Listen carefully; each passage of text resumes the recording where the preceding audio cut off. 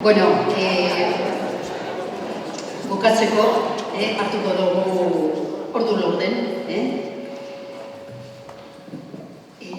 eta eskatu diegu Bertari eta Xabiarri bata bestiari galderaren bat edo ia zer entzun dion, ezta, bata bestiari. ¿Qué le habéis escuchado? Tú, Javier, ¿qué has escuchado a Berta? ¿O qué te ha sugerido? ¿O te ha abierto alguna puerta nueva?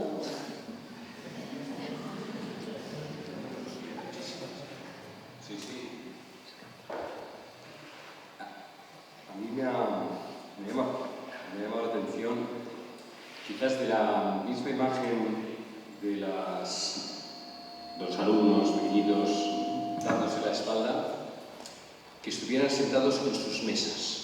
Es lo que me ha llamado la atención.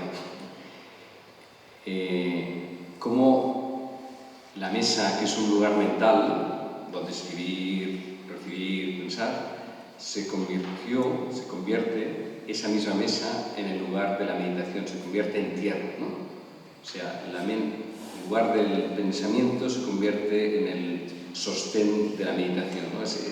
Cómo el mismo espacio se puede transformar en el aula, ¿no? Me ha parecido muy bello, ¿no? Es que esa es la imagen que me quedo de todas, ¿no? O sea,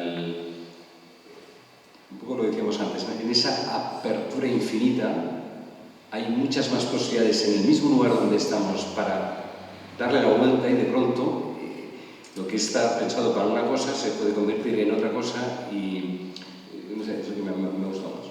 Que estuvieran sentados encima de la mesa meditando y dándose las manos, algo maravilloso. Es que muchas veces se les ha de proponer elegir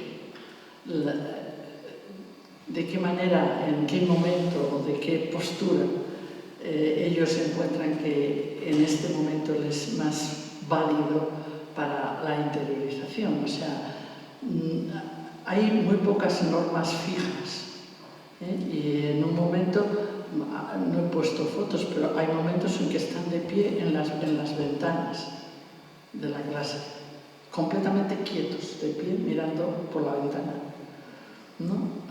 Hay otras veces están evidentemente sentados en el suelo. Es curioso cómo se genera el interser, para decirlo de alguna manera así rápido, el que estamos todos interconectados y que es muy importante sentir la interresponsabilidad de todos con todos, de crear el ambiente que queremos crear, ¿no? Es muy interesante y se respetan los espacios, se respetan. Hay veces que hay algunos en las mesas y otros en el suelo y otros diversos, ¿no? Es que estas fotos que yo he puesto no las he hecho yo, las ha hecho una persona que está haciendo un máster la tesis doctoral sobre la interioridad. Entonces ha hecho ella las fotos y las ha hecho de lo que cree que es más ortodoxo. Sí, es real, ¿no? Entonces lo que es menos ortodoxo no se ve, pero también está. Lo menos ortodoxo que aparece es esto que os ha llamado la atención.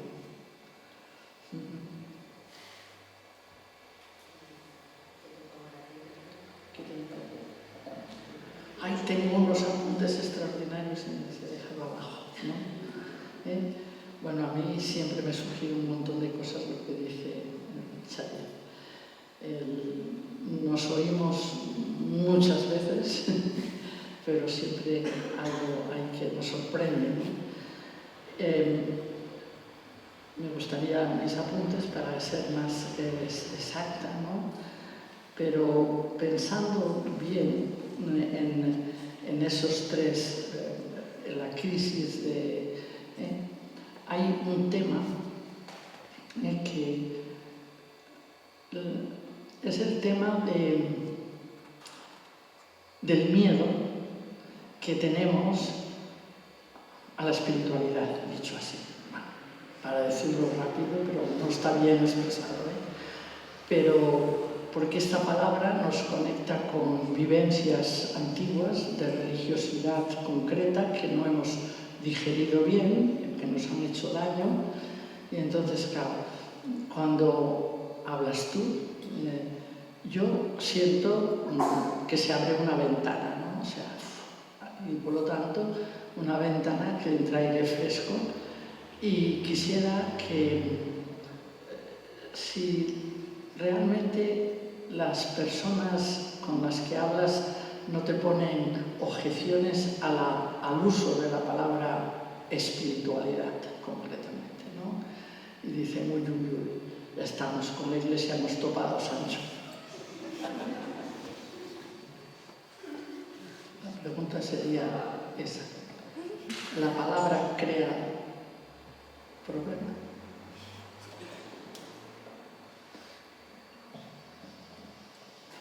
Yo creo que enseguida se nota si la palabra está contaminada o no.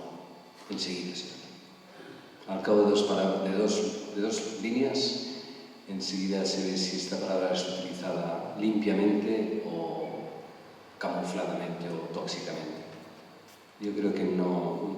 Cuando se da una mínima explicación de por qué se utiliza esa en otra palabra, se entiende que es una elección. Todas las palabras son limitadas y no dicen todo lo que podrían decir. Pero si uno conscientemente sabe que esa palabra puede herir o molestar y aún así se utiliza por razones que parecen pertinentes, y entonces en ese reconocimiento de la posible molestia que la palabra suscita, yo creo que ya las defensas se caen, se bajan, ¿no?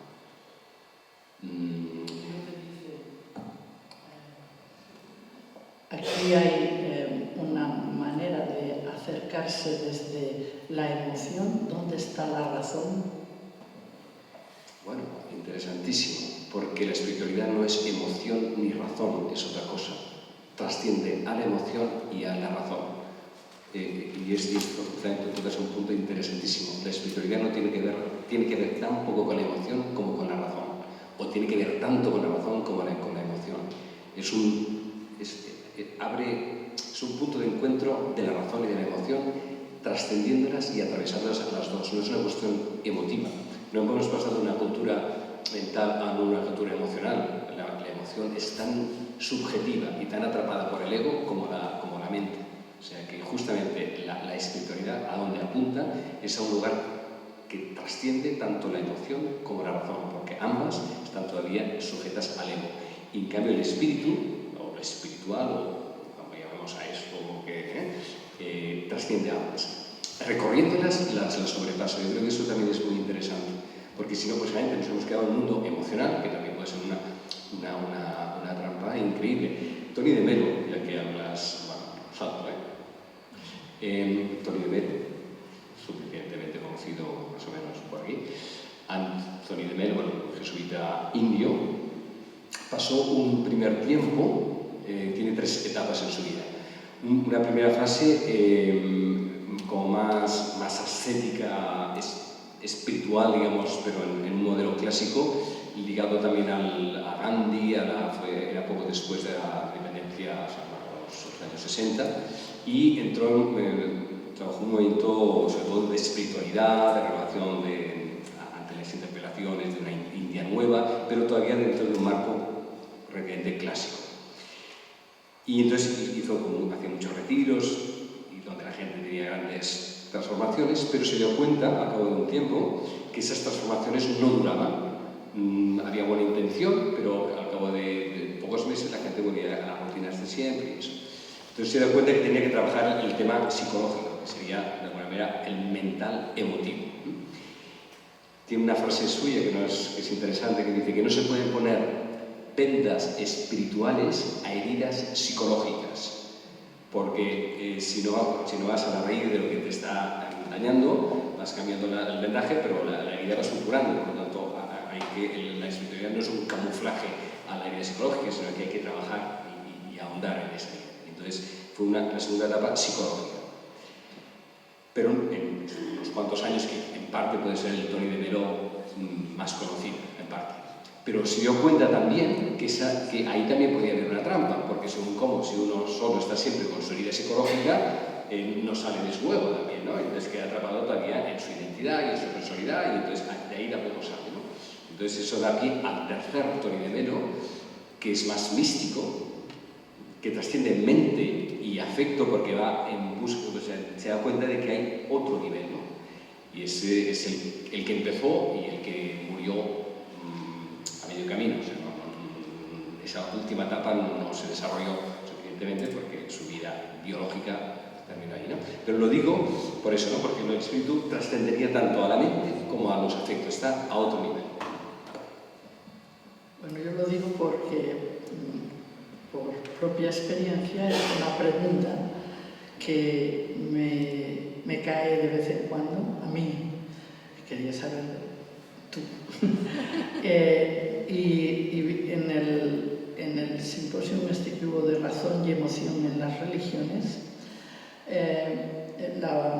después de mi exposición, alguien, y en la cual creo que quedaba claro la importancia de que ambos elementos configuran un nivel determinado de nuestra conciencia y que tiene que haber la capacidad de abrazar ambos, ¿no? Razón y emoción, pero que es una metaconciencia, que es algo que va más allá.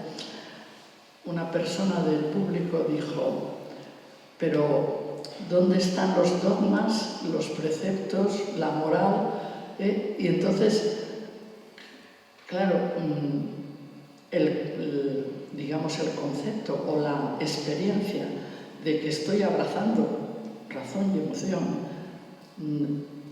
se queda la mayoría de la gente pensando que esta metaconciencia, esta espiritualidad, no tiene en cuenta ni la tradición, ni lo sagrado, ni, ¿entiendes? Ni la experiencia. O sea, como si fuera una especie de nube, no la nube del no saber, que estaría muy bien, sino de cuelgue, digamos, ¿no?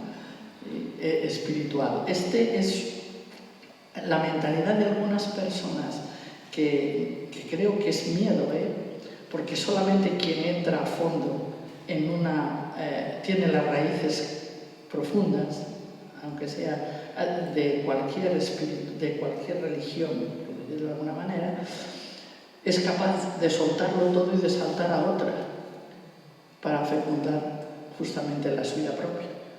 Este hecho es una realidad absolutamente necesaria, pero sin embargo la experiencia de muchas veces del público me devuelve algo, lo que tú dices, yo estoy totalmente de acuerdo, claro. Lo más maravilloso de este camino es comprender desde dónde están hechas todas las preguntas y las respuestas. O sea, detrás de la pregunta hay un estado de conciencia. Y entonces lo menos importante es la pregunta, sino el estado de conciencia desde donde está hecha la pregunta. Entonces toda pregunta es una ocasión para hacer un camino.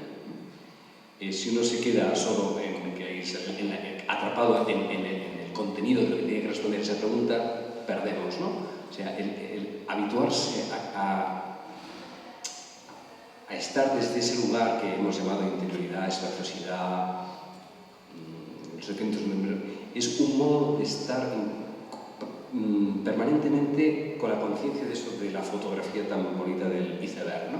Se apunta, detrás de lo visible está todo lo invisible, que se manifiesta a través de eso. Entonces es la capacidad de poder responder más, recogiendo la pregunta, pero llevándola más allá de esa misma pregunta que ha sido hecha, ¿no? Entonces, en todo diálogo hay la oportunidad de un crecimiento.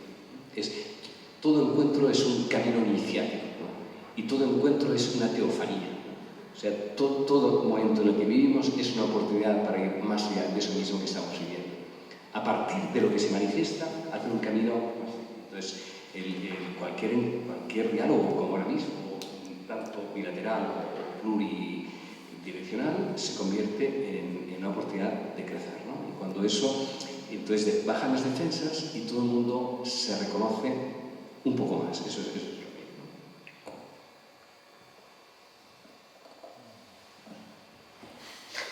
Vamos.